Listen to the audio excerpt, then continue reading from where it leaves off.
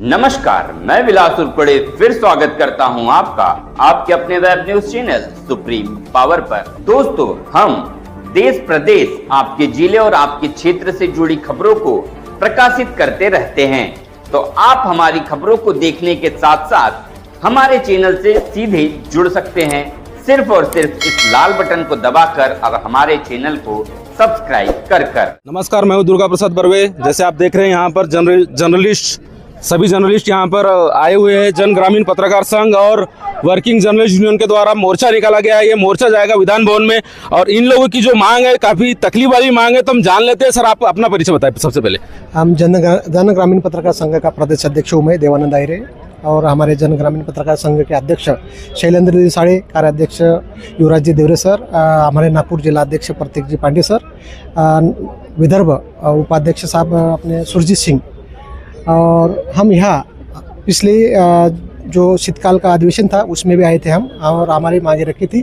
तो पिछले जो हमारा शीतकाल में जो अधिवेशन हुआ था उसमें से शिंदे सरकार ने हमारे 30% मांगे पूरी की थी, और हमारी अभी जो फडणवीस सरकार है उनसे ये दरख्वास्त रहेंगी कि भाई हमारी जो पेंडिंग 70% मांगे वो भी पूरी करके हमारे पत्रकार बांधवों को न्याय दीजिए। आपने कहा कि 30% आपकी मांग पूरी थी, वो मांग कौन सी थी और अभी जो मांग बची वो मांग कौन थी? जी सर, वो 30% मांगे ये थी कि जो हमारे ज्येष्ठ पत्रकार थे उनको पेंशन मिलती थी, लेकिन वो उसकी जो परसेंटेज थी बहुत कम थी, तो वो परसेंटेज बढ़ा के उन्होंने बहुत अच्छी की, और पिछले शीतकाल के बाद ही जनवरी में वो सब कुछ हो गया था। तो हम शिंदे सरकार का उसके बारे में आभार मानते हैं। जी, अध्यक्ष साहब बोलेंगे। अध्यक्ष महोदय, आप अध्यक्ष है पुलिस राउंड टाइम के, आप जन ग्रामीण के, आप क्या बोलना चाहेंगे, क्या बताएंगे? अभी हमारी ये जो मांगे है सरकार से कि भाई अभी ये जो पत्रकार लोग हैं, ये ठराविक जो पत्रकार लोगों को जो दैनिक जो बड़े बड़े जो दैनिक है उनको गवर्नमेंट की हर एक फैसिलिटी दी जा रही है। ये जो ग्राउंड लेवल के जो पत्रकार लोग हैं जो उनको RNI सर्टिफिकेट होने के बावजूद भी वो कुछ फैसिलिटी नहीं दी जा रही है, या तो उनके ऊपर भी छोटे छोटे पोर्टल वाले वो भी तो गवर्नमेंट का ही काम कर रहे, प्रशासन का काम कर रहे, जनता का काम कर रहे, तो उनको भी कुछ तो भी फैसिलिटी मिलना ज़रूरी है। तो हमारी गवर्नमेंट से यही दरख्वास्त है कि भाई गवर्नमेंट इनके तरफ भी थोड़ा बहुत ख्याल देने को होना।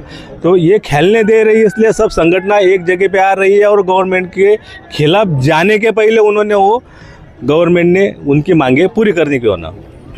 जन ग्रामीण पत्रकार संघ के नागपुर जिला अध्यक्ष प्रतीक पांडे जी है, उनसे जुड़ना चाहेंगे। पांडे जी, आप सभी जगह दौरा करते हैं, आपको क्या लगता है पत्रकारों की मांग जायज़ है या नहीं है, या फिर रीजनल चैनल वाले को ज़्यादा महत्व दिया जाता है?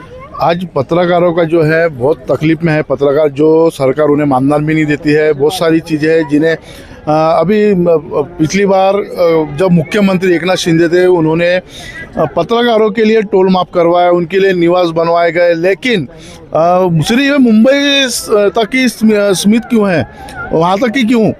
बाकी भी राज्य में पत्रकार है, बाकी भी जिलों में पत्रकार है, उन लोगों के लिए भी ये सब सुविधा करनी चाहिए। जो टोल माफ की बातें हैं, टोल माफ उनके लिए पत्रकारों के लिए करना चाहिए, उनके लिए निवास की व्यवस्था करना चाहिए। और जो कायदा व्यवस्था जो है, अभी कायदा व्यवस्था प्रशासन की, शासन प्रशासन की बिगड़ी हुई है, जिससे कई पत्रकारों पर जबरदस्ती के गुने दाखिल किए जा रहे हैं। इन गुनों को फास्ट ट्रैक कोर्ट में जल्द से जल्द लाकर उन्हें पत्रकारों को न्याय दिया जाए, बस यही हमारी मांग है। बाकी हमारे साथ में रियाज भाई शेख हैं, वो आपको रियाज भाई, आपको काफ़ी अनुभव है पत्रकारिता क्षेत्र में, आप काफ़ी वर्षों से काम कर रहे हैं। अभी आपको क्या लगता है पत्रकार की क्या मांग रुकी हुई है, क्या पूरा होना चाहिए? बड़ी दुख की बात है कि जहाँ पत्रकार का नाम आ जाता है वहाँ ऐसी निगाह से देखा जाता है जैसे बहुत बड़ा चोर डाकू हो, चाहे पुलिस विभाग में जाए या किसी भी प्रशासन विभाग में जाए। ये क्यों भूल जाता है प्रशासन के उसमें ऐसे पत्रकार है ईमानदारी से जो काम करते हैं। और आज तक सरकार ने कोई सुविधाएं पत्रकारों के हित के लिए ऐसा कोई GR नहीं निकाला, ऐसा कोई बिल नहीं बनाया कि हमारे भारत के पत्रकारों को जो पास का पेट्रोल डालकर, पास का सब कुछ करके वो जाके न्यूज़ों को कवर करते हैं और पुलिस प्रशासन के सामने रखते हैं। तो सरकार की तरफ हम ध्यान केंद्रित करना चाह रहे हैं कि भाई देश के पत्रकारों का भी हक बनता है, दायित्व बनता है कि वो आपसे मांग करे। और आज हमारी बदकिस्मती है कि आज हम रोड पर हैं, खुद पत्रकार जो दूसरों को आईना दिखाता है। तो मेरी मांग यही है कि वर्किंग जर्नलिस्ट यूनियन ने जो आवाज़ उठाई है और जन ग्रामीण पत्रकार संघ ने आवाज़ उठाई है, ये चिंगारी एक लावा बनकर देश में गूंजने वाली है। और ये आवाज़ जो उठने वाली है ये देश के पत्रकारों के लिए है, केवल नागपुर के पत्रकारों के लिए नहीं है। हमारी मांग है कि पत्रकार का एक आमदार हो, ताकि हमारा एक डिपार्टमेंट हो, ताकि हमारी समस्याएं जो पत्रकारों की हम उनके सामने रखें। दूसरा है कि हम चाहते हैं कि शासकीय विभाग में जैसे हॉस्पिटल होता है, उस हॉस्पिटल में पत्रकारों के परिवार के लिए निःशुल्क उपचार का एक सेक्शन बनाया जाए। पत्रकारों के बच्चे भी होते हैं, उनका परिवार भी होता है, ये सरकार क्यों भूल जाती है?